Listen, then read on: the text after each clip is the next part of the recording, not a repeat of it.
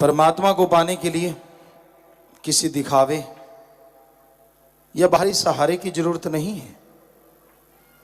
उसको पाने के लिए अपनी भावना, अपने विचारों को जरूर शुद्ध करना पड़ता है। दिखावा उसको नहीं पसंद। आप ऊपर से कुछ और हैं, अंदर से कुछ और हैं, वो सब जानता है। बहुत जरूरी है कि अपनी भावना का शुद्धिकरण करो। अल्लाह वाहिगुरु राम गौड़ खुदा रब का नाम जपा करो। ये आपको गारंटी देते हैं कि वो भावना को जरूर मंजूर करता है, कबूल करता है और अंत्यकरण की आवाज बहुत जल्दी उस तक पहुंच जाया करती। और विचार जैसा आपको बोला शुद्ध होते हैं सुमरन से। सुमरन में मन ना लगे, सेवा करो। सेवा भी नहीं कर पाते, आप दूर दराज हैं, कम से कम बुरे लोगों का संग ना करो, बुरी सोहबत ना करो। क्योंकि जैसा करो संग वैसा चढ़े रंग।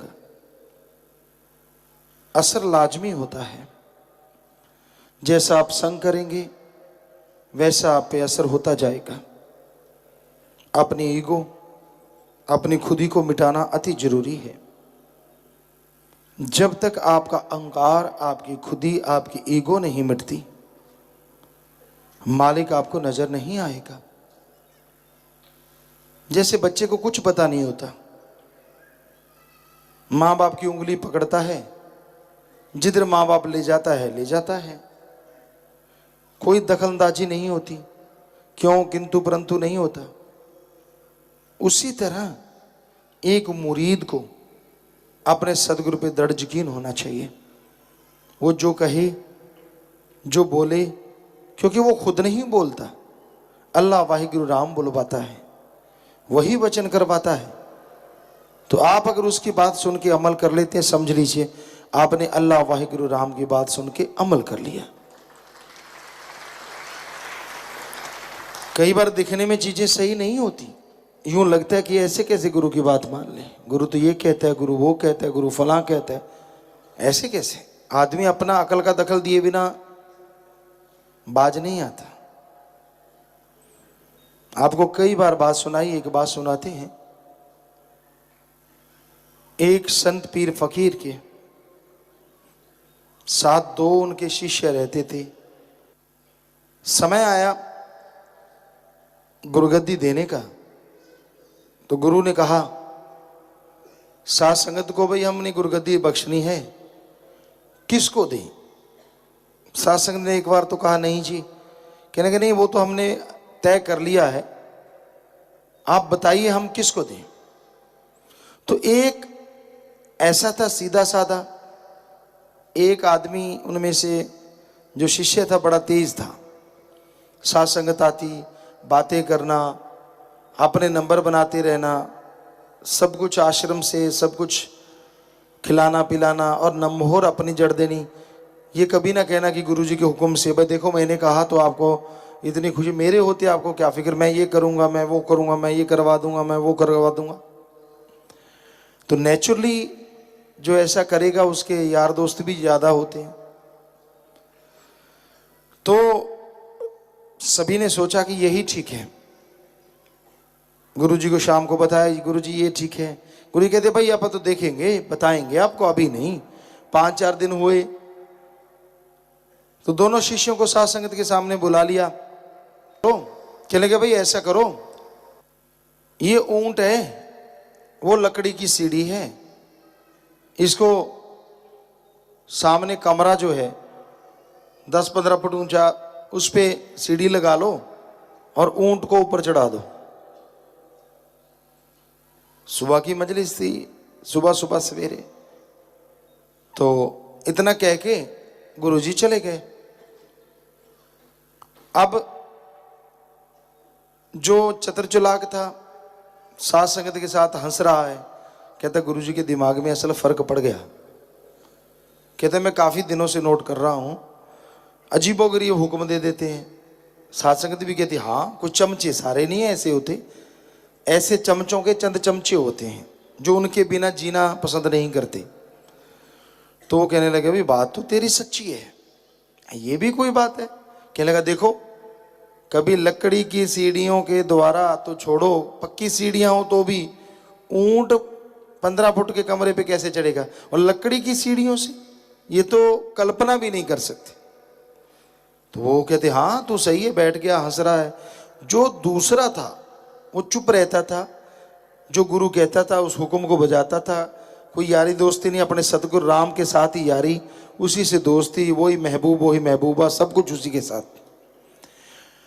तो जैसे गुरु जी उठ के चले गए, वो तो बातों में लग गया चतुर चालाक, और वो ऊंट को पकड़े चल पड़ा सीढ़ियों की तरफ। कहने लगा देखो, एक गुरु और एक उसका ये चेला। वो चेला कह रहा है देखो इसका हाल, अब ये ऊंट को लकड़ी की सीढ़ियों से कमरे पे चढ़ाएगा। तो वो लग गया, ऊंट को खींचे, सीढ़ियों के द्वारा आप ऊपर चढ़े, सीढ़ियों से ऊंट को चढ़ाना चाहे, ऊंट ताकतवर था, उसे खींच के नीचे गिरा ले।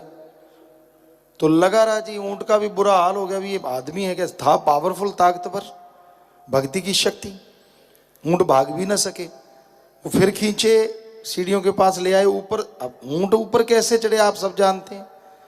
वो तालियां मारे बैठा, साथ संगत हंसे, उसके साथ लग के देखो पागल देख लो, गधा फलाना धिंकड़। चलता रहा जी सारा दिन। 4-5 घंटे देख के साथ संगत भी चली गई, वो भी सोच आ गया जाके कहीं अपने यार दोस्तों में चमचों में बातें बूतें करके। तो शाम की मजलिस हुई, तो आ खड़ा हुआ अच्छे कपड़े पहन के, भी मेरे को कहेंगे, साथ संगत के आगे जाके बैठ गया। तो गुरुजी कहते हाँ भाई साथ संगत जी कैसे हो, ठीक हो। कहते हाँ जी। सामने बैठा देखे, कहते क्यों भाई, तूने ऊंट को कोठे पे चढ़ा दिया। तो खड़ा हो गया, अपने गुरु को मत देने लगा। कहता गुरुजी कभी ऊंट भी लकड़ी की सीढ़ियों से छत पे चढ़ा करते हैं। गुरुजी कहते हो भाई हमें तो पता ही नहीं था, बैठ जा। कहता मैं नहीं गया। साथ संगत भी कहती हाँ जी, तो वही 5-7 लोग जो साथ थे, हाँ जी ये सही कह रहा है। गुरुजी कहते पर दूसरा कहाँ है।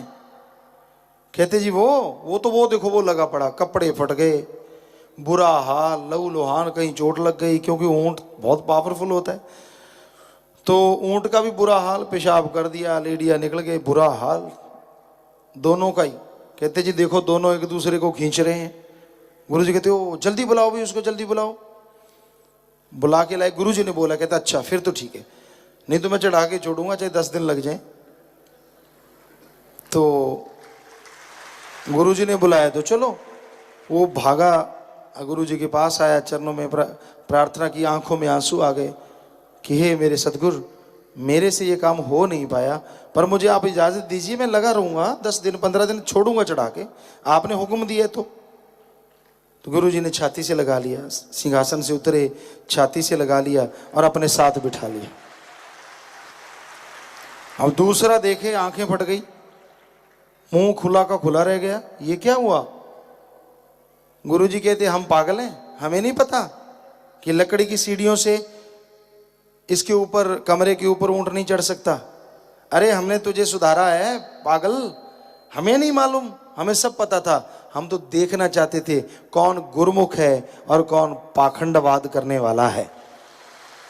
अरे तू वचन तक नहीं माने, इसको भी पता था ये भी पागल नहीं है कि ऊंट नहीं चढ़ेगा, लेकिन इसको था गुरुजी ने बोला तो चढ़ेगा बस।